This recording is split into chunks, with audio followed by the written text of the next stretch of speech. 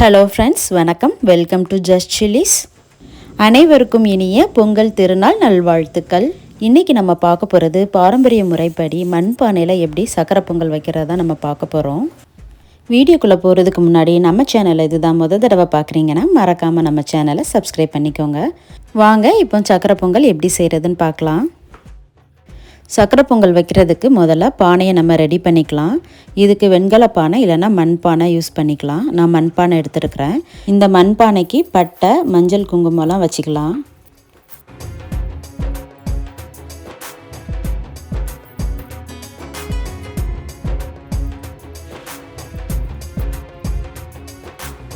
இப்போ பானையை ரெடி பண்ணியாச்சு. அடுத்ததாக சக்கரை பொங்கலுக்கு அரிசி அளந்து எடுத்துக்கலாம். பச்சரிசி 1 கிளாஸ் எடுத்துருக்கிறேன். எந்த கப்பால் நீங்கள் எடுக்கிறீங்களோ அதே கப்பால் தான் மற்ற பொருளையும் நம்ம அளந்து எடுத்துக்கணும். 1 கிளாஸ் பச்சரிசிக்கு 1/4 கிளாஸ் பாசிப்பருப்பு எடுத்துருக்கிறேன்.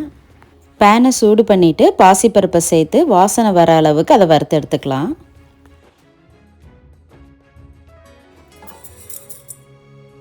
வறுத்த பாசிப்பருப்பை அரிசியோடு சேர்த்துட்டு தண்ணி ஊற்றி அதை நல்லா களைஞ்சி எடுத்துக்கலாம்.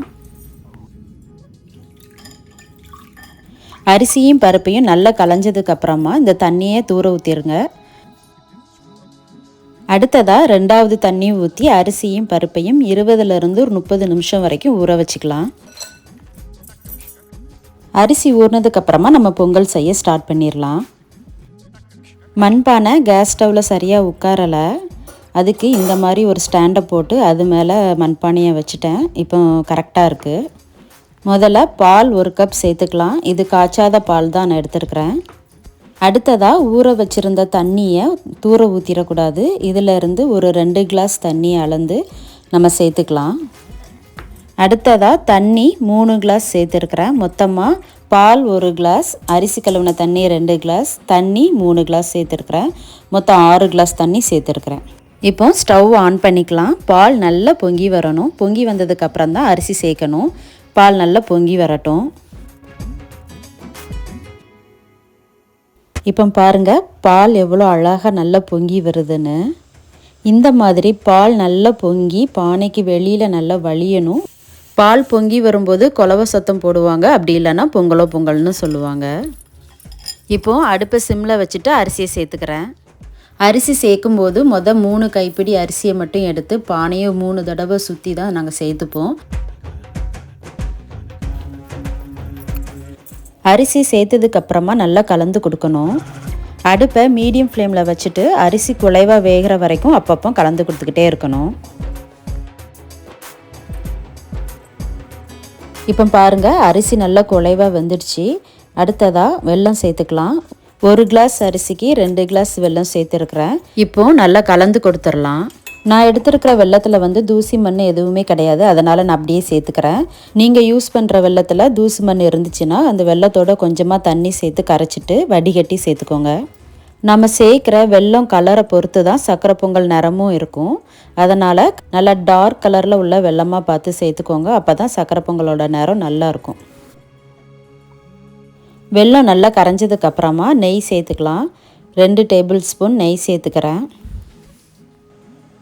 நெய் சேர்த்துட்டு இதை ஒரு தடவை நல்லா கலந்து கொடுத்துருங்க.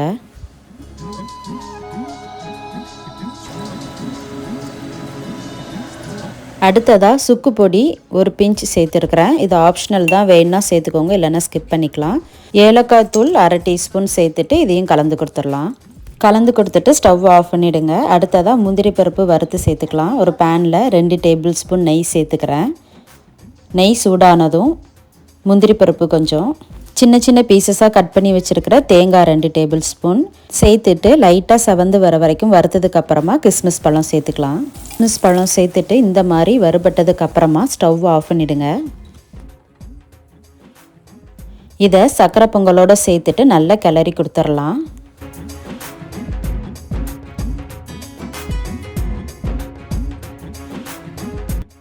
அவ்வளோதாங்க, மணக்க மணக்க நல்ல டேஸ்டான சக்கரை பொங்கல் ரெடி ஆயிடுச்சு.